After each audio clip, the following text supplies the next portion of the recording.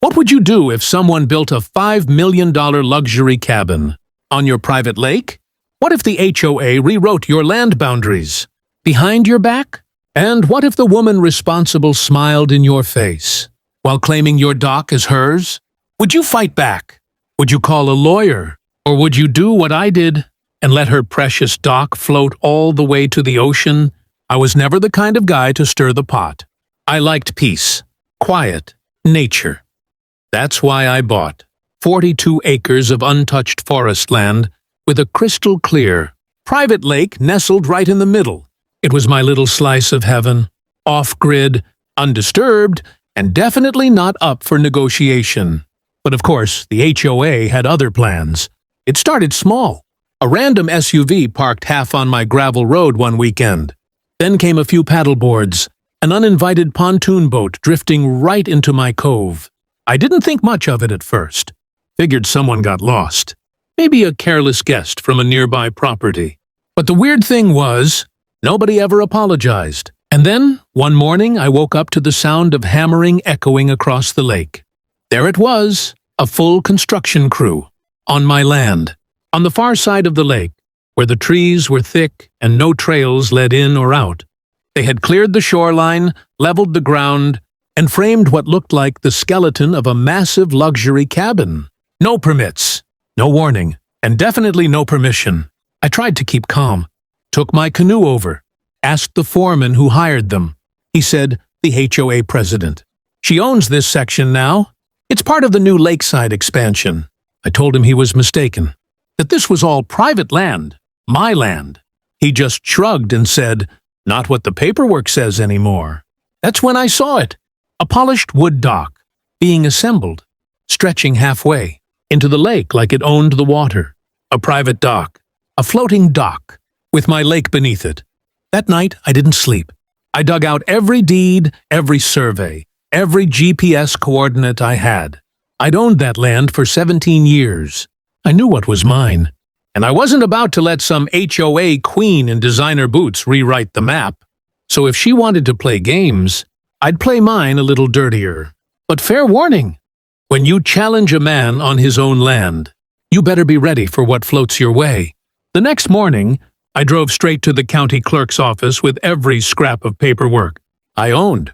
Deed from 2008, topo maps, water rights agreement, even old photos of the original cabin I'd built before tearing it down to rebuild years ago. I laid them out on the clerk's desk and said, someone's building a mansion on my lake. I want to know how the hell that's legal. She blinked, looked over the documents, quiet for a second longer than I liked. Then she leaned forward and said, you're not gonna like this. Turns out, 6 months ago, the HOA for the luxury development across the ridge filed an easement request, claiming their properties bordered the lake, which of course they don't. They're miles away, but somehow, they convinced the previous land surveyor to sign off on a boundary line adjustment, a sneaky little paper trick. And the worst part, it had been approved in silence by the county board, while I was out of state for a work contract. The new boundary ran through my lake, slicing it in two. They used that phony map to file permits, brought in crews, and now the HOA president, Karen Brewster, was building her $5 million private wilderness retreat right in my backyard. She'd even given it a name, Lakeview Serenity. I swear, I felt my blood pressure spike right there in that office. I stormed out, drove straight to the site, and found Karen herself sipping sparkling water on a folding lounge chair, like she was at a 5-star resort. I said, get off my land. She barely turned her head, said, this land has been properly acquired through all necessary channels. If you have a problem, take it up with the HOA. The HOA, like I was some random peasant trespassing on her land. She waved toward the half-built dock like she was showing off a trophy. It'll be finished by next week. Solar lighting, boat lifts, full security cameras. You'll love it. Lake's big enough to share, right? That word, share, hit different when you know something's been stolen. I didn't argue, didn't threaten. I just smiled, turned around, and started planning. Because if Karen wanted a floating dock so bad, I'd make sure it did what it was built to do: float, right out to open sea. The thing about living off-grid is you learn how to solve problems without calling lawyers or cops. I wasn't going to win this battle in a courtroom where Karen's HOA cronies probably played golf with the judge. No, this was going to take something quieter, smarter, wetter. I spent the next few days doing what I do best: walking the woods, watching, mapping, and listening. Karen's crew was efficient. I'll give them that. The dock was fully assembled within 5 days. A sleek, floating platform tethered to the shoreline with steel cables and thick anchor chains. They even installed solar-powered spotlights, motion sensors, and, get this, a mini wine fridge right on the dock. But they made one critical mistake. They assumed the lake was still, predictable. They didn't know what I knew, that a heavy storm was forecast to hit that weekend. Strong winds, swollen creeks, rising water levels. A perfect opportunity. I waited until Friday night. Thunder rolled in over the ridge, low and steady. Rain started to fall like nails tapping on a tin roof. Visibility dropped. Wind picked up. That's when I made my move. Dressed in black, I kayaked across the lake, silent and smooth. No light, no noise. Just the splash of rain and the pulse of adrenaline. I reached the dock and slipped beneath it like a ghost. I didn't need to destroy it. I just needed to liberate it. Took out a bolt cutter, snapped the anchor chains one by one, then the ropes, quietly, methodically, like a surgeon unhooking life support. The final touch, I removed the solar anchor, one tiny, GPS-enabled device mounted under the edge of the dock that connected it to Karen's phone. Gone. The dock was now a free agent. I gave it a gentle shove, just enough for the wind to catch its edge. And just like that, it began to drift, out into the middle of the lake, then toward the southern channel, the same channel that leads to the river, which flows out to the coast, where things tend to disappear. I paddled home, soaked to the bone, smiling the whole way. Karen wouldn't even notice until morning. And when she did, well, let's just say her Lakeview serenity was about to go on one hell of a journey. The next morning, I poured my coffee, stepped onto the porch, and waited. It didn't take long. By 7:12 a.m., I heard it. The sharp wail of a woman who'd just lost her favorite toy. I grabbed my binoculars. There she was, Karen Brewster, standing at the edge of her half-finished wilderness retreat, in a silk robe and neon-pink Crocs, flailing her arms like she was directing a plane on a tarmac. The dock nowhere in sight. Gone. Vanished. Floating somewhere far beyond. Her manicured dreams. I sipped my coffee, satisfied, but she didn't give up easily. By noon, there were drones flying overhead. 3 of them. HOA-branded quadcopters zipping over the lake, scanning every ripple like the thing had sprouted legs and walked off. A search party launched by 2 p.m. A kayak team. A motorboat. Even a guy with a metal detector for some reason. The HOA turned it into a full-scale operation, like the dock was some national treasure that had gone missing. But the best part, by nightfall, Karen called the sheriff. And when the deputy showed up at my cabin, clipboard in hand, I was ready. He asked if I'd seen the dock. I said, "Oh, you mean that illegal structure they built on my private lake?" He blinked. I handed him a copy of my original deed. He asked, "Mind if I take a look at where it was?" I said, "Sure, if you don't mind stepping over 200 yards of trespassing." He didn't like that. But rules are rules. And while the HOA had filed permits, their case was already falling apart. I'd filed a formal boundary dispute 3 days earlier with the county office, backed by every legal doc I had. Turns out, the original surveyor had been incentivized to redraw that line, and now that paper trail was catching up to Karen. Still, it didn't stop her from going full-on scorched earth. The next day, she held a full HOA meeting at my lake. Invited members, lawyers, contractors, all standing on that now dockless shoreline, glaring across the water like I'd personally sunk the Titanic. And then she pointed at my cabin and said 5 words I'll never forget. "We need to remove him." That's when I knew Karen wasn't done. She wanted everything, but if she wanted a war, she was about to get one. And I'd been preparing for it for 17 years.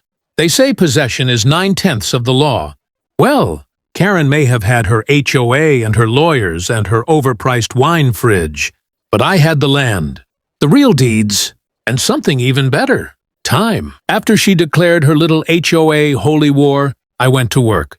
First thing I did, built a fence. Not your standard keep the deer out kind either. I'm talking steel posts sunk 4 feet into bedrock, barbed wire at the top, motion sensors, and trail cams every 50 feet. Fully legal under my property rights, which I just had officially reconfirmed by the county's land assessor. Second, I installed a gate across the one gravel road leading into that side of the lake. My gravel road, the only access to the construction site they'd been using. And once the assessor's findings were logged, I locked it, posted no trespassing signs, and turned back the next cement truck with a smile and a copy of my property map. Karen lost it. She stood on the other side of the gate screaming, phone in hand.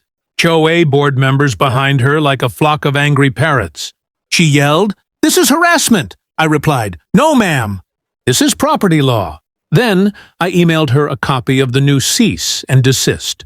Served that morning, along with a formal invoice for unauthorized land usage and environmental damage. Tacked on an itemized list: unauthorized dock installation, tree removal without consent, erosion caused by shoreline alteration. Total owed $83,417.29, due in 30 days. Suddenly, Karen wasn't as loud, but I wasn't done. That night, I went out with a flashlight and a gallon of biodegradable spray paint, marked every single tree they'd cut, every inch of ground they'd graded. I documented everything, and the next day I filed a full environmental complaint with the state's Department of Conservation. Turns out, building a massive lakeside compound on disputed land without proper erosion controls. Big no-no. They sent a field officer out within 48 hours, and when he showed up, clipboard in hand, walking past Karen's furious scowl and shaking my hand like we were old friends, that was the moment I knew I had her cornered. Because now, it wasn't just personal. It was official.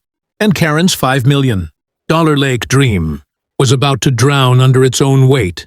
The state officer didn't waste time.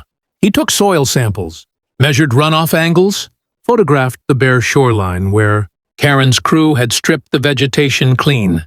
And every time she opened her mouth to protest, he just said the same thing: "Ma'am, you're not the landowner of record." I stood nearby, silent, watching, letting it all unfold. Within a week, her entire site was flagged as a Category 3 violation, which meant all construction had to stop. Immediately. No dock, no cabin, no more HOA-funded fantasy resort. But Karen wasn't the quitting type. She lawyered up, filed a temporary injunction against me, claiming I had sabotaged her property and caused the dock to go missing. Get this, as an act of eco-terrorism. I nearly choked on my coffee reading that line.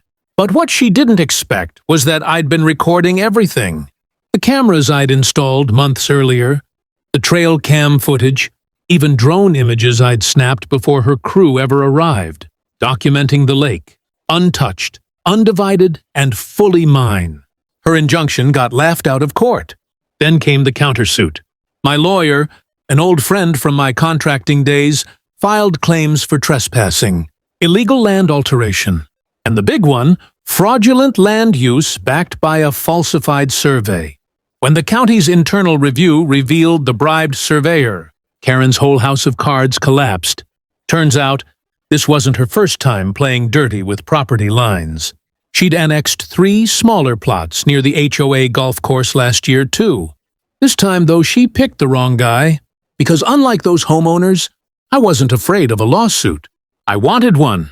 And while her $5 million dock floated somewhere downriver, picked up by a fisherman 12 miles out, I kept piling on. Fines, permits, inspections, public record filings. Her little lakeside dream turned into a bureaucratic nightmare.